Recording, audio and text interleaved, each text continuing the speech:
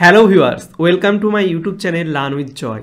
তো আজকের ভিডিওতে আমি তোমাদেরকে এবিটিএ টেস্ট পেপার 2025 সালের জীবন বিজ্ঞানের পেজ 124-এর সব প্রশ্নের উত্তর করে দেবো। তো তোমাদের প্রথম থেকে আমি যত প্রশ্ন আছে এমসিকিউ শর্ট কোশ্চেন সব উত্তর করে দেবো, ভালো করে বুঝিয়ে দেবো। তো অবশ্যই তোমরা ভিডিওটি শেষ পর্যন্ত দেখবে।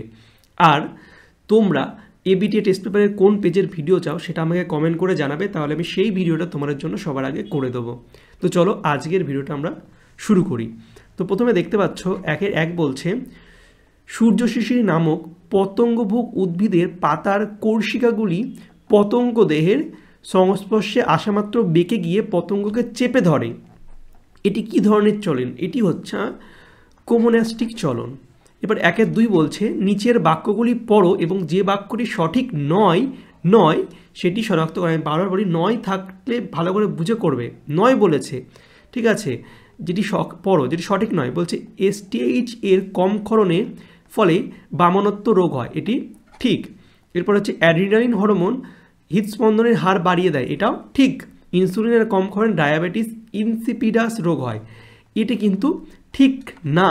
এই জন্য এইটাই হয়ে যাবে সঠিক উত্তর। তারপরে দেখতে পাচ্ছ থাইরক্সিনের অধিক ক্ষরণে গলগণ্ড রোগ হয়, এটাও তো ঠিক।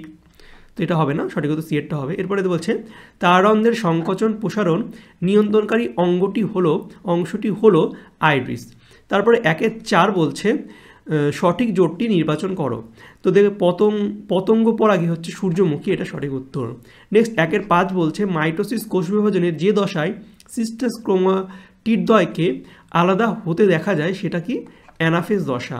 এবার 1-6 বলছে জননাঙ্গ ও জননগ্রন্থির পরিপূর্ণতা ঘটে মানব পরিস্ফুটনের যে দশায়, সেটি হচ্ছে বয়ঃসন্ধি দশায়।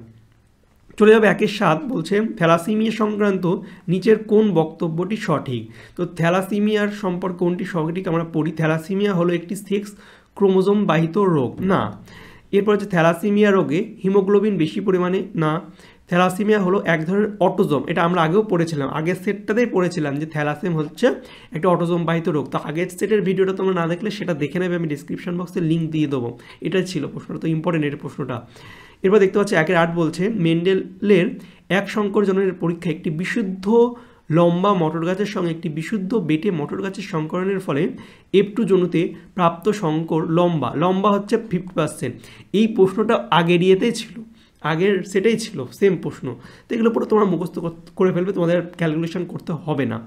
তো দেখো এবার বলছে মানুষের ক্ষেত্রে নিম্নলিখিত ক্রোমোজোমগুলির মধ্যে যেটি একজন স্বাভাবিক পুরুষ, এটাও আগে সেটা ছিল, পুরুষের কি 44 XY পুরুষ, XX তো হবে না, XXYও হবে না, 3টে করে হয় না, XY হয় পুরুষের, এটা আগে সেটা ছিল। তো খুবই ইম্পর্টেন্ট এই প্রশ্নগুলো, বারবার দিচ্ছে।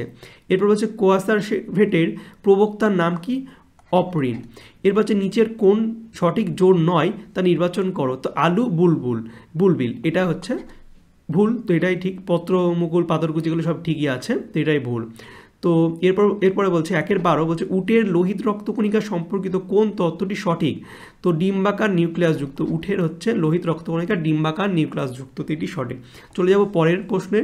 1-13 বলছে নাইট্রোজেন চক্রে সিউডোমোনাস ব্যাকটেরিয়া যে ভূমিকা পালন করে সেটি হচ্ছে ডিনাইট্রিফিকেশন। এবার 1-14 বলছে ক্রায়ো সংরক্ষণে নমুনা বস্তুকে যে উষ্ণতায় সংরক্ষণ করা হয় সেটা হচ্ছে -196°C। এটা কিন্তু আমাদের প্রথম সেটেই ছিল যে -196°C উষ্ণতায় যে বস্তুকে সংরক্ষণ করে তাই কী বলে? তাই ক্রায়ো সংরক্ষণ বলে। তো ঘুরিয়ে বেরিয়ে সব প্রশ্ন দিয়ে দিচ্ছে, দেখছো। এবার 15 বলছে র্যাফলেশিয়ার অনেকগুলি প্রজাতি দেখা মেলে যে হটস্পটে, সেটি কি? সুন্দাল্যান্ড। তো হয়ে গেল এমসিকিউগুলো। এরপরে চলে যাবো নেক্সট হচ্ছে শূন্যস্থান পূরণ। 2-1 বলছে ড্যাশ উদ্ভিদ হরমোনের প্রভাবে অগ্রমুকুল প্রাধান্য পায় অক্সিন হরমোন। এই প্রশ্ন ইম্পর্টেন্ট একটা প্রশ্ন। 2 বলছে ক্রোমোজোমের যে নির্দিষ্ট বিন্দুতে জিন অবস্থান করে তাকে কী বলা হয়? তাকে বলা হচ্ছে লোকাস বলে, লোকাস। এরপর হচ্ছে 2-3 দেখো কি বলছে লিঙ্গধর ও রেণুধর জনুর পর্যায়ক্রমিক আবর্তনকে বলা হচ্ছে জীবনচক্র। এরপরে 2-4 বলছে পায়রার বায়ুথলির সংখ্যা। তো পায়রার বায়ুথলির এটা জিন চক্র হবে। এরপর পায়রার বায়ুথলির সংখ্যা কি? পায়রার বায়ুথলির সংখ্যা হচ্ছে 9টি। এরপর 2-5 বলছে এটা জীবনচক্র, তো কি বলছিলাম, এবার দেখো কোনো একটি বাসস্থানের সমস্ত উদ্ভিদ প্রাণী ও অণুজীবের প্রজাতি এবং তাদের জিনগত বৈচিত্র্যকে একত্রে ওই স্থানের কি বলা হয়, জীব বৈচিত্র্য বলে। 2.6 বলছে পশ্চিমবঙ্গের লোহিয়ান দ্বীপে অভয়ারণ্যে ড্যাশ সংরক্ষণ প্রকল্প চালু হয়েছে। কী প্রকল্প? কুমির সংরক্ষণ, মানে কুমিরকে সংরক্ষণ করার জন্য কিন্তু এই লোহিয়ান দ্বীপে কিন্তু অভয়ারণ্যে কিন্তু কুমির সংরক্ষণ প্রকল্প চালু করা হয়েছে। চলে যাবো পরে, সত্য মিথ্যা আমাদের লিখতে হবে। তো দেখো প্রথমটা আছে সাইটোকাইনিন উদ্ভিদের পার্শ্বীয় মুকুলের বৃদ্ধি ব্যাহত হয়, ভুল। 2.8 বলছে উচ্চ শ্রেণীর উদ্ভিদে রেণী মাতৃকোষের মিওসিস বিভাজনের ফলে পরাগরেণু সৃষ্টি হয়, ভুল। 2.9 বলছে মানব শিশুর লিঙ্গ নির্ধারণ মাতার ভূমিকা প্রধান, তো এটাও ভুল। মাতার ভূমিকা থাকে না, কারণ মাতার তো এক্সই থাকে, কি করে ভূমিকা হবে? পিতার ভূমিকা এক্স হয়, এক্স গেলে মানে মেয়ে সন্তান হবে, ওয়াই গেলে ছেলে সন্তান, তো পুরুষের ভূমিকা থাকে। 10টা বলছে কক্সিস একটি নিষ্ক্রিয় অঙ্গ, এটা ঠিক, সত্য। 11টা বলছে টাইফয়েড একটি জলবাহিত রোগ, এটা সত্য। 12 বলছে ফুসফুস ক্যান্সারের প্রধান কারণ হলো ধূমপান, এটাও ঠিক। তো দেখো খুব সহজ সহজ দিয়েছে এগুলো। এবার দেখো এ স্তম্ভের সঙ্গে বি স্তম্ভ মেলাতে হবে, পাশে আমি উত্তর লিখে দিয়েছি, তো বুঝিয়ে দিই। সিএসএফ কি? সিএসএফ হচ্ছে সি মস্তিষ্ক সুষুম্না কাণ্ড। এরপর হচ্ছে ক্রোমোজোমের মেরুর দিকে চলন হচ্ছে অ্যানাফেজ, দশায় হয়। এ হচ্ছে মিরাবিলিস জালাপাকি অসম্পূর্ণ প্রকট। এবার গঠন আলাদা কিন্তু কাজ একই হচ্ছে সমবৃত্তীয় অঙ্গগুলোর। এবার হচ্ছে আলগাল ব্লুম হচ্ছে জলদূষণ একটা। লিঙ্গ সংযোজিত উত্তরাধিকার হচ্ছে বন্ধ্যাত্মতা, ঠিক আছে। এরপর নেক্সট প্রশ্ন দেখো, 9টা বলছে বিশদিশ যেটা, তো টিএসএইচ, জিটিএইচ, এডিএইচ আছে, এসিটিএইচ, তো এখানে এডিএইচটা হচ্ছে কিন্তু পিটুইটারি থেকে, আর বাদ বাকিগুলো পশ্চাৎ, তো এটা হচ্ছে বিশদিশ। এবার নারকেলের তরল শস্যে কোন হরমোন পাওয়া যায়? তো এটা হচ্ছে খুব ইম্পর্টেন্ট একটা প্রশ্নটা, এটা হচ্ছে সাইটোকাইনিন। তবে দেখো 21টা বলছে নিচের শব্দজোড় দেওয়া আছে, তো প্রথম শব্দজোড়টা দেওয়া আছে উদ্ভিদ কোষ, কোষপাত, তো প্রাণীকোষকে হচ্ছে ক্লিভেজ, ঠিক আছে, প্রাণীকোষ ক্লিভেজ। এরপর হচ্ছে এএবিবি থেকে কত প্রকার গ্যামেট পাওয়া যায়? তো 4 রকম আমরা কিন্তু গ্যামেট পাই, ঠিক আছে। কি গ্যামেটগুলো?